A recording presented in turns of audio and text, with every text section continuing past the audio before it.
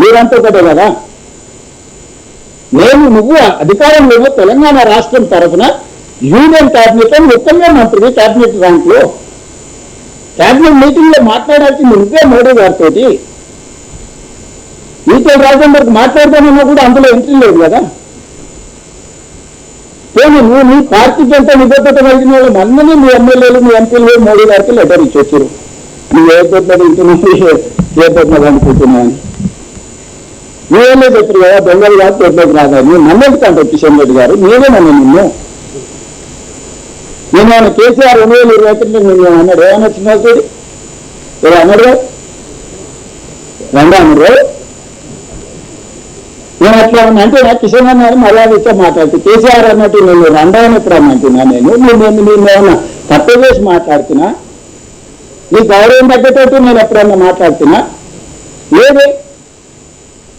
నువ్వు ఒక union cabinet minister, నువ్వు ఒక స్టేట్ చీఫ్ మినిస్టర్. మన ఇద్దరి మధ్యలో సత్సంబంధాలు ఉండాలి. మన ఇద్దరం కలిసి రాష్ట్రానికి నిధులు తీసుకురావాలి, మన నగరాన్ని అభివృద్ధి చేసుకోవాలని మాత్రమే నేను అడిగినా. కేసీఆర్ నిన్న అంత మాట అంటే పల్లెకు మాట అనలేదు, కన్నెత్తి కేసీఆర్ చూడాలి ఆ రోజు కిషన్ రెడ్డి గారు. నువ్వు ఏమనకుండా ఎదురు తుంపుతున్నాడు, దెబ్బలు కొడుతున్నాడు, తొడలు ధరుస్తున్నాడు, నీ సంగతి తెలుస్తా వేరే ఈయనేం చేసిరా నాయన. మళ్ళీ దాంతో ఆ పక్కన రామచంద్రరావు గారు ఛత్రపతి సినిమా చూసిరావరానా నేను మాకు అపరిచిత దేశం వేసి అందరినీ బెదిరిస్తుంటారు రామాచారి. రామచంద్రరావు గారు అట్లా నలుగురు చూస్తుంది ఈ సంగతి చూస్తాను. మీకు సూట్ అవ్వాలి రామాచారి గారు, ఎందుకు అది నీకెక్కడ సూట్ అవుతుంది? నేనే అన్న పోనీ నేను ఎవరు వినలే. నేను ఇప్పుడు కూడా మీడియా మిత్రుల గారిని ఒకటే చెప్పదలుచుకున్నా. ఫేజ్ 1 మెట్రోను మేము కొనుగోలు చేసుకుంటున్నాం, మా డబ్బులే కట్టుకుంటున్నాం, మా గ్యారంటీలో ఇచ్చినాం. మా కర్మ బాగలేక ఇండియన్ రైల్వే ఫైనాన్స్ కార్పొరేషన్ కేంద్ర ప్రభుత్వ రంగ సంస్థ దగ్గర అప్పుకు మొత్తం ఒప్పందాలు సంతకాలు పెట్టుకున్నాం. అంతా అయిపోయింది. మేము మా మార్జిన్ మనీ డిపాజిట్ చేసినా వాళ్ళు పెట్టిన కండిషన్లో మొత్తం అన్ని సంతకాలు పెట్టుకున్నాం. అన్నీ ఉన్నాయి.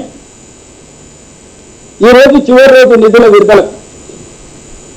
ఈ రోజు విడుదల చేస్తే వాళ్ళు కిషన్ రెడ్డి గారు 5 గంటల వరకు బ్యాంక్ ఉంటుంది. ఇది మొదటిది. రెండో ఫేజ్ 2కి 122 కిలోమీటర్లకు విస్తరణకు కేంద్ర ప్రభుత్వం 50% భాగస్వామ్యం తీసుకుంటారా తీసుకోదా? ఒకవేళ తీసుకోకపోతే మాకు ఎన్ఓసి ఇవ్వండి. హెచ్ఎంఆర్ఎల్ నుంచి నేనే సేమ్ అదే ఐఆర్ఎఫ్సి నుంచి సేమ్ లోన్ తెచ్చుకొని సేమ్ మెట్రో విస్తరించుకొని ప్రజలకు మెట్రోను అంకితం చేస్తాము. ఇంత నుంచి నాకు నీకు గట్టు పంచాయతీ ఏ పంచాయతీ లేదు కిషన్ రెడ్డి గారు. మీ పట్ల నాకు గౌరవం ఉంది, అదే సమయంలో మీ పట్ల అసహనం ఉంది. మీరు ఎందుకు కేసీఆర్కు భయపడి లొంగిపోయి ఇట్లా వ్యవహరిస్తున్నారో మీ భయానికి కారణం చెప్పు. కేసీఆర్ ధైర్యం చూసుకొని నందించబోదు. నేను నీకు అనే తర్వాత కేసీఆర్ ఉంటుంది.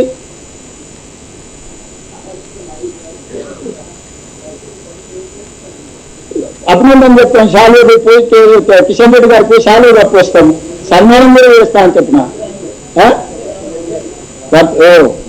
జన్మదినం పప్పానం పెడతా కిషన్ అన్నకు. మా అక్క చెప్తుంది పుట్టిన కాడికి అని చెప్పి జన్మదినం లేదు ఇంకా మంచిదని. ఓ స్టేషన్కి ఆయన పేరు పెట్టుకుంటే ఆయన పేరు పెడతా కిషన్ రెడ్డి స్టేషన్ అని. ఎందుకంటే మాయావతి విగ్రహాలే పెట్టుకుంది, నువ్వు బలీనవు. మాయావతి ఉత్తరప్రదేశ్లో పార్కులు కట్టుకుంది, విగ్రహాలు పెట్టుకుంది. కిషన్ అన్న పేరు పెడతా. నాకు కూడా కిషన్ రెడ్డి గారు బాగానే పరిచయం, మీకు అందరూ తెలుసు కదా. నాకేందుకు ఆయన మీద పడతా వ్యతిరేకత? కలిసిగా చెప్పిన కింద సమస్యలు ఉంటాయి కదా, అది దాని మీద చూడ అంటాడు కదా. ఎక్కడ ఏ కనెక్షన్ చేయడం సర్క్యూట్ అవుతుంది, ఇంకేపులు ఎక్కడెక్కడ కనెక్ట్ అవుతుందో తెలుసుకోలేదు సూరజ్. కేటీఆర్ దీంట్లో కిషన్ రెడ్డికి అంత తెలియలేదు పాపం. అంత శ్రమ కూడా చేసేంత ఇది ఉన్నాడు కాదు. కిషన్ రెడ్డి వెనకాల కేటీఆర్ ఉన్నాడు. కుట్రలన్నీ కుతంత్రాలన్నీ కేటీఆర్ తయారు చేసి చిత్తానికి ఆ చిత్తి ప్రకారం పనిచేస్తుంది. నా స్ట్రైట్ ఆరోపణ, స్ట్రైట్ ఈ కుట్ర కేటీఆర్ది. ఈ కుట్ర కిషన్ రెడ్డి గారు సహకరిస్తుంది. వీళ్ళిద్దరు కలిసి నగరానికి మెట్రో. ఎందుకంటే కేటీఆర్ 10 ఏళ్ళు వాళ్ళ కేసీఆర్ ముఖ్యమంత్రిని ఏమి చేయలేకపోయారు, 9వ స్థానానికి దిగజారింది. ఇప్పుడు ఇది ప్రాఫిట్ మేకింగ్ బిజినెస్ చేస్తే వాళ్ళు ఆపి దాని అంచనాలు పెంచి ప్రజలు చేసిన నష్టమంతా చర్చకు వస్తుంది. ఇవన్నీ కూడా కోట్ల రూపాయలు లోన్ ఎల్ఎన్టీ నుంచి మన హైదరాబాద్ మెట్రో రైల్ లిమిటెడ్కి బదిలీ అవుతే 8% రేట్ ఆఫ్ ఇంట్రెస్ట్ కట్టే బదులు 4% రేట్ ఆఫ్ ఇంట్రెస్ట్ కడితే Hyderabad metro rail limited profit making business company కింద వస్తుంది. ఎప్పుడైతే మాకు ఇది వస్తుందో మన కట్టర్ని కట్టిన నువ్వు ఇది ఓనర్షిప్ తీసుకుంటే ఇమ్మీడియట్గా phase 2కి మనం ఆలోచన చేద్దాం. నేను phase 2లో phase 1 phase 2 కలిపి నడపాలంటే ఇది అదని అధికారులు తిరగాల్సి పెడితే నేను మాట చెప్పిన, సార్ మీరు ఏమొద్దు ఎన్ఓసి అని, మా హైదరాబాద్ మెట్రో రైల్ లిమిటెడే సేమ్ అదే IRFC ద్వారా లోన్ తెచ్చుకొని 122-123 కిలోమీటర్లు ఏదైతుందో 40,000 కోట్ల రూపాయలు అవుతుంది. ఆ 40,000 కోట్ల రూపాయలు కూడా 4% రేట్ ఆఫ్ ఇంట్రెస్ట్ తెచ్చుకొని మేమే కట్టుకుంటాము. మీ 50% కేంద్ర భాగస్వామ్యం కూడా మాకు వద్దు, మొత్తం మహారాష్ట్రమే కట్టుకుంటామని లెటర్ ఇచ్చి వచ్చిన అక్కడికక్కడనే. నీకు ఇష్టమైతే జాయిన్గా, నీకు కష్టం అనిపిస్తే, నీకు రాజకీయ ఒత్తిడి ఉంటే అన్ని రాష్ట్రాలకు మెట్రోలో 50% చేరి నువ్వు ఇచ్చినావు, నాకు మాత్రం ఇయ్యని అంటున్నావు. నీకేదో నాకు చెప్పని సమస్య ఉన్నది కాబట్టి నాకు జస్ట్ ఎల్ఓసి ఇచ్చేసి నేను IRFC నుంచి మిగతా 123 కిలోమీటర్లు కూడా నా సొంత పైసలతో నేనే గ్యారంటీలు ఇచ్చి నేనే నిర్మాణం చేసుకుంటాను కూడా లెటర్ ఇచ్చి వచ్చిన మనకు కలిసినప్పుడు. ఇంకా చిక్కపోయి మాకు సంబంధం లేకుండానే మొత్తం 200 కిలోమీటర్లు రేవంత్ రెడ్డి మెట్రో కట్టుకుంటే ఇక నరేంద్ర మోడీ గారి గురించి చర్చ ఉండదు, కిషన్ రెడ్డి గురించి చర్చ ఉండదు, కేంద్ర ప్రభుత్వం గురించి చర్చ ఉండదు. నగర ప్రజలకు రాష్ట్ర ప్రభుత్వం మొత్తం మెట్రో నిర్మాణం చేసి అంకితం చేస్తే రాజకీయంగా మాకు నష్టం వస్తుందని చెప్పి ఈరోజు కుట్రపూరితమైన ఆలోచనతోటి ఈరోజు ఇది ఎక్కడికక్కడ చిన్నాభిన్నం చేయడానికి బీఆర్ఎస్ బీజేపీ కలిసి కుట్రలు చేస్తున్నాయి.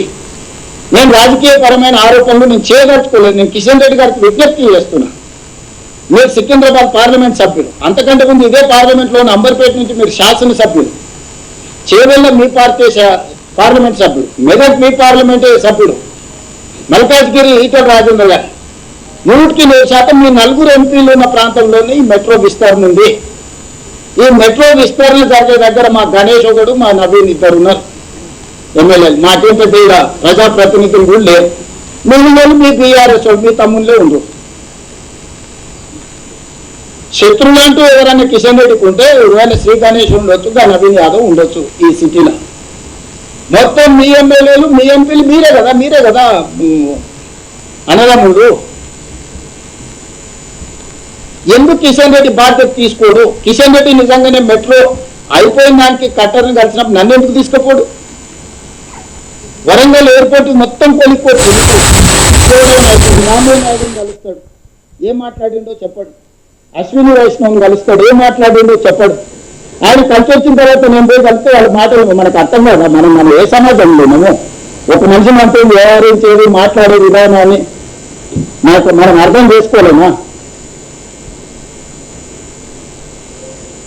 ఈరోజు మొదటి విడత రాష్ట్ర ప్రభుత్వం Hyderabad metro rail limited take over చేస్తేనే రెండవ విడత అనేది నిర్మాణానికి అవకాశం ఉంది. మొదటి విడత టేక్ ఓవర్ చేయాలి అని అంటే ఇండియన్ రైల్వే ఫైనాన్స్ కార్పొరేషన్ 13,600 కోట్ల రూపాయలు ఒప్పందం ప్రకారము నిధులు రిలీజ్ చేయాలా. దీనికి ఇంకోటి అవకాశం ఉంది. జపాన్ నుంచి ఆల్రెడీ వాళ్ళు పైసలు తెచ్చి బ్యాంకులో పెట్టుకుంది. జపాన్ ఆల్రెడీ IRFC ఖాతాలో పైసలు వేసేసింది. నేను నా మార్జిన్ వాడు 1400 కట్టేసిన. ఇప్పుడు అది ఆగిందంటే కేంద్ర ప్రభుత్వానికి కూడా భారం. జపాన్కి అయితే ఇంట్రెస్ట్ కట్టాలి కదా. నువ్వు కస్టమర్కి ఇచ్చిన కూడా ఇవ్వలేదు, నీ ఖాతాలో ఆర్డర్ వేసేసింది జపాన్. ఇప్పుడు జపాన్కి ఏమి ఇంట్రెస్ట్ ఎక్కడికి కట్టాడు? ఇప్పుడు తిరకాసు మాట్లాడదామంటే కిషన్ రెడ్డి గారు సమయం ఇవ్వరు. నేను లేనప్పుడు వెళ్ళి కలిసి మొత్తం మాట్లాడు. నిన్న కూడా కిషన్ రెడ్డి గారు మళ్ళీ అబద్ధాలు చెప్తాను. కేంద్ర ప్రభుత్వం ఆల్రెడీ 50% ఒప్పుకున్నది. ఒప్పుకునేది నిజమైతే కాగితం ఎక్కడుంది చూపింది. IRFC లోన్ ఎందుకు విడుదల చేస్తుంది ఏదో సమాధానం చెప్పండి.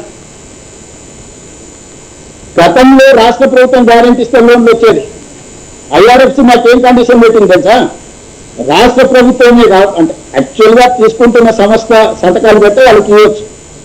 ఆ సంస్థ ఒకవేళ డిఫాల్ట్ అయితే మీరు ఏం చేస్తారంటే మా రాష్ట్ర ప్రభుత్వం కట్టదని ఒప్పందం ఇచ్చినాం.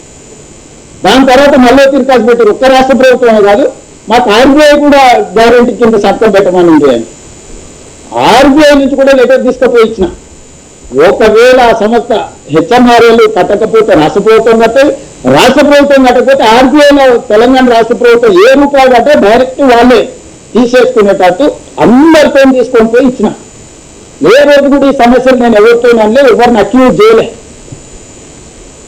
ఇప్పటివరకు దేశంలో ఏ లోను కూడా తీసుకునే కార్పొరేషన్ గ్యారంటీ కింద ఉంటుంది, లేదా రాష్ట్ర ప్రభుత్వం కౌంటర్ గ్యారంటీ ఇస్తుంది.